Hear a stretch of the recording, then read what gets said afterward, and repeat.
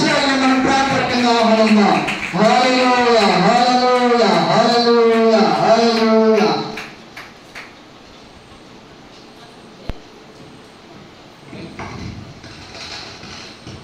దేవుని అతి పరిశుద్ధ నామమున మీ అందరికీ నా వందనాలండి.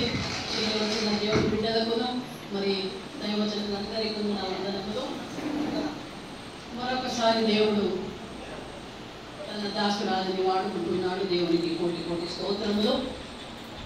ప్రకటన గ్రంథము 2వ అధ్యాయము 10-11 వచనాలు చదవండి.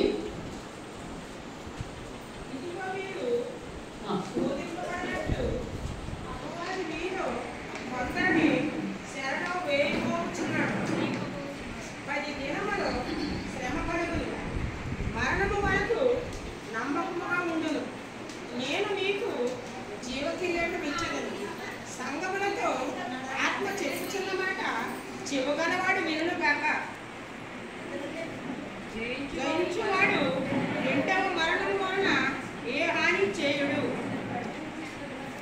ఆమేన్. ప్రకటన గ్రంథము 1వ అధ్యాయము 3 వచనాలు చదవండి. 1-3.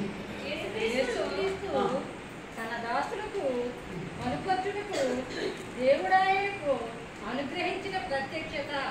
ఈ సంగతులు త్వరలో సంభవింపనై ఉన్నవి. ఆయన తన దూతల ద్వారా వర్తమానము పంపి తన దాసుడైన యోహానునకు వాటిని సూచించెను. అతడు దేవుని వాక్యమును గూర్చియు యేసుక్రీస్తు వాక్యమును గూర్చియు తాను సూచించిన మట్టుకు సాక్ష్యం ఇచ్చెను. సమయం సమీపించినది కనుక ఈ ప్రవచన వాక్యములు చదువువాడును వాటిని విని ఇందులో వ్రాయబడిన సంగతులను గైకుని వారును ధన్యులు. ధన్యులు. ఆమేన్.